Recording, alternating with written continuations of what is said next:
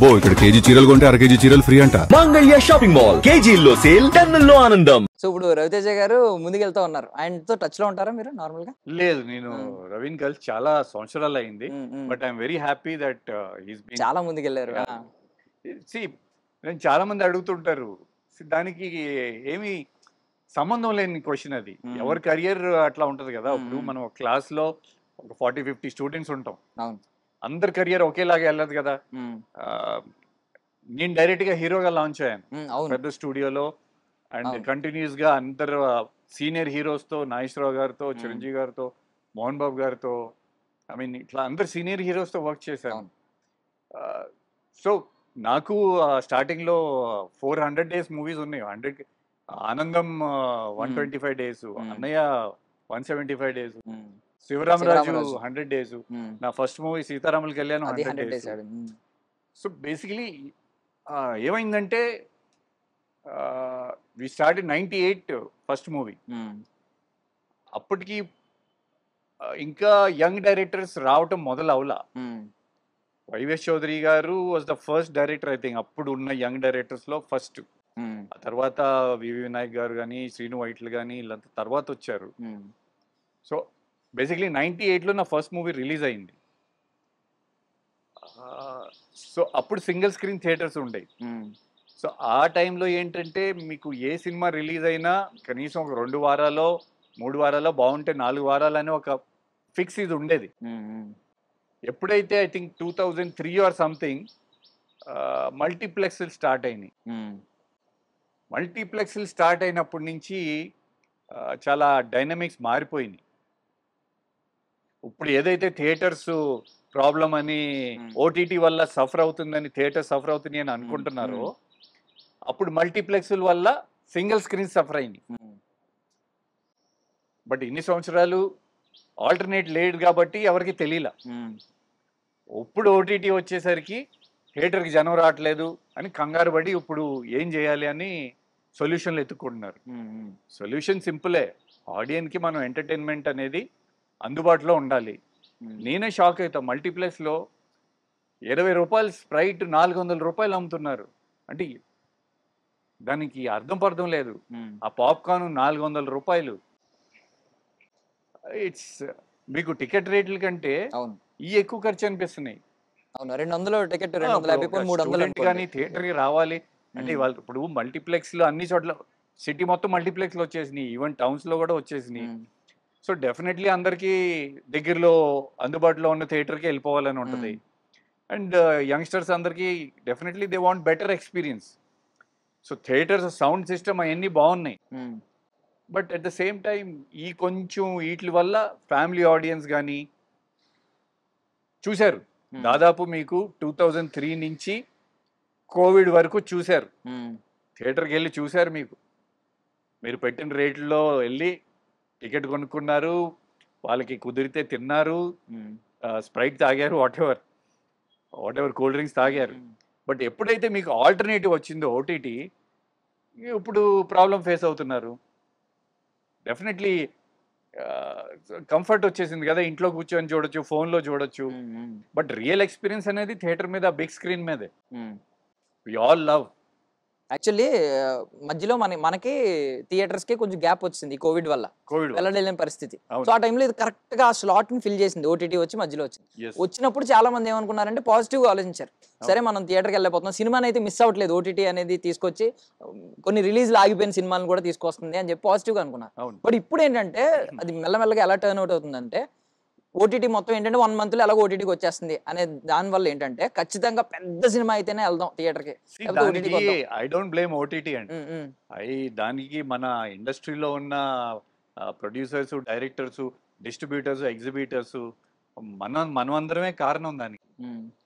ఇప్పుడు మీకు సంవత్సరానికి పెద్ద సినిమాలు వస్తే ఎన్ని వస్తాయి? ఒక 15-20 సినిమాలు వస్తాయి.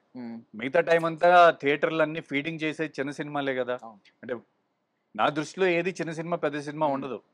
ఆడియన్స్ సక్సెస్ చేసిన సినిమానే పెద్ద సినిమా. సో బట్ బేసికలీ ఒక ఈ రొటీన్ ఇది ఒక అంట మొదలు పెట్టారు కదా, పెద్ద సినిమా చిన్న సినిమా అని. సో బేసికలీ థియేటర్కి ఫీడింగ్ ఇచ్చి నడిపేది చిన్న సినిమాలే. బట్ సమ్వేర్ మనమే వాటిని కిల్ చేసుకున్నాం. సో ఇప్పుడు అందరం కలిసి ఇప్పుడు అదే కదా అందరి ప్రయత్నం. ఓటీటీ వల్ల డెఫినెట్లీ చిన్న సినిమాలకి నిర్మాతలకి ఇదివరకు నిర్మాతలకి ఎప్పుడైతే మల్టీప్లెక్స్లు వచ్చేసినాయో ప్రొడ్యూసర్కి అసలు ఏం మిగలట్లేదు కదా. ఆ విధంగా ఇప్పుడు మనకి హిందీ డబ్బింగ్ రైట్స్ కానీ మన తెలుగు సినిమాలు పాన్ ఇండియా అవటం కానీ థ్యాంక్స్ టు రాజమౌళి గారు and Prabhas. So Dev taken Telugu cinema to a next level. So ఆ విధంగా మనకి డబ్బింగ్ రైట్స్ వస్తున్నాయి. అండ్ ప్రాబ్లమ్స్ ఉన్న థియేటర్కి ఇప్పుడు చిన్న సినిమాకి థియేటర్కి రారు అనేది ఇప్పుడు ఓటీటీ. ఇదివరకు ఏంటి అంటే టైం మారిపోయింది. మా సినిమాలు 100 days అట్లా ఆడాయి. తర్వాత ఈ 2 days 3 daysకి వచ్చేసినాయి వీకెండ్కి. సో ఆ వీకెండ్లో ఇమీడియట్లీ 80-90% ఫుల్ కాకపోతే వీళ్ళు తీసేస్తున్నారు సినిమా థియేటర్లో నుంచి. సో బై ద టైం అంటే అందరికీ పబ్లిసిటీ చేయడానికి అంత బడ్జెట్ ఉండదు కదా చిన్న సినిమాలకి. సో థియేటర్లో అసలు సినిమా ఉండట్లేదు by the time audience want to see it. So OTT వల్ల ఏంటి ఇప్పుడు అట్లీస్ట్ చిన్న సినిమాలు చూస్తున్నారు. సో ప్రతిదానికి పాజిటివ్ ఉంది, నెగిటివ్ ఉంది. So somewhere definitely as a ప్రొడ్యూసర్గా అయితే నాకు సినిమా ప్రొడ్యూస్ చేయడం పెద్ద ఇబ్బంది ఏం కాదు, ఇంత ముందు కూడా చేశాను. బట్ ఈ థియేటర్స్ ఇష్యూ వల్ల చిరాకు పొట్టి పక్క పెట్టేశారు. ఇప్పుడు మళ్ళీ నా ఉద్దేశంలో ట్రేడ్ డెఫినెట్లీ బాగుంది. హిందీ డబ్బింగ్ రైట్స్ ఉన్నాయి మాస్ యాక్షన్ పిక్చర్స్కి, అలాగే ఓటీటీ ఉంది. సో ఒక ధైర్యం. ఇదివరకు మనం సినిమా ప్రొడ్యూస్ చేస్తే ఒక శాటిలైట్ తప్ప మిగతా డబ్బులు వస్తాయో రావో తెలియదు, రావు మోస్ట్లీ. సో యాక్చువల్లీ మీరు దానిలో రెండు ప్రాబ్లమ్స్ అనిపిస్తున్నాయి. ఏంటంటే ఒకటి ఓటీటీస్ గురించి ఏంటంటే వితిన్ 1 month ఓటీటీ కొనేసుకుంటుంది, వితిన్ 1 month తర్వాత ఓటీటీలోకి వచ్చేస్తుంది. ఇది కొంచెం ఎక్స్టెండ్ చేస్తే, కొంచెం ప్రొలాంగ్ చేస్తే ఎవడైనా సినిమా చూడాలి అని అనిపించినప్పుడు ఖచ్చితంగా థియేటర్కి వెళ్ళే ఛాన్స్ ఉంది. ఇప్పుడు ఇదంతా బిజినెస్ అండి, కంప్లీట్ ఓటీటీ వాళ్ళ బిజినెస్. ఇప్పుడు నేను ఒక సినిమా తీశాను, నాకు థియేటర్కి జనం వస్తారో రారో తెలియదు, నా సినిమా థియేటర్లో ఉంచుతారో లేదో తెలియదు. నాకు ఓటీటీ వాళ్ళు బెటర్ ఆఫర్ ఇస్తారు. సో యాజ్ ఎ ప్రొడ్యూసర్గా నా రికవరీ కోసం నేను అది చూస్ చేసుకుంటాను కదా. సో చిన్న సినిమాలన్నీ అట్లా చూస్ చేసుకుంటున్నారు. బట్ మనసులో వి ఆల్ వాంట్ జనాలు థియేటర్కి వచ్చి బిగ్ స్క్రీన్ మీద చూడాలనే కదా ప్రతి యాక్టర్కి కోరిక. సో అది అది ఎట్లా ఇప్పుడు వర్కౌట్ చేసి చిన్న సినిమాలు కూడా థియేటర్లో ఎట్లా సస్టైన్ చేయగలం అనే దాని మీద ఏదో పాలసీస్ వస్తే బాగుంటది. ఇప్పుడు కర్ణాటకలో మొన్న రూల్ పెట్టారు, ticket can't be more than 200 multiplex కానీ సింగిల్ స్క్రీన్స్ కానీ. సో అట్లాంటి రూల్స్ మన 2 రాష్ట్రాల్లో కూడా పెడితే బాగుంటది. Why can't we do it?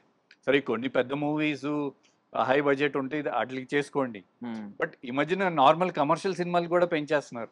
But actually ticket rate is not that అంత ప్రాబ్లం ఏం కాదు. Popcorn, cool drinks comparing to other Bombay లాంటి స్టేట్స్ కి మన theatres rates are very good. But ఇదే మల్టీప్లెక్స్ లో ఉన్న popcorn and cool drinks rates కొంచెం రెగ్యులేషన్ చేసుకొని చిన్న సినిమా ప్రొడ్యూసర్లకి థియేటర్ నుంచి ఏదన్నా ఆదాయం వచ్చేటట్టు ఏదన్నా ప్లాన్ చేస్తే, అది మీరు రెంట్లో వేసుకోండి, షేర్లు వేసుకోండి, ఏదైనా వేసుకోండి, కొంచెం అన్నా ఏదన్నా రిటర్న్ వస్తే ధైర్యంగా ఓటీటీని లేట్ చేసి థియేటర్లోనే వేసుకుంటాం సినిమా. కరెక్ట్. యా, ఒకసారి 90s వెంకట్ దగ్గరికి వెళ్తే 90s వెంకట్కి ఇప్పుడున్న వెంకట్కి ఏంటండి డిఫరెన్స్? మేజర్ డిఫరెన్స్ ఏంటి? మేజర్ డిఫరెన్స్ ఏం లేదు. మేబీ అప్పుడు కొంచెం అన్ని నేను చేసిన లవ్ స్టోరీస్ ఎక్కువ ఉన్నాయి, వాట్ ఎవర్ మల్టీ స్టార్స్ ఎక్కువ ఉన్నాయి. ఇప్పుడు మాస్ యాంగిల్ని ఎక్స్ప్లోర్ చేస్తున్నాం, కమర్షియల్ సినిమా టోటలీ. అలాగే నెగిటివ్ రోల్ చేస్తున్నా, విలన్గా రోల్ చేస్తున్నా. So let's see.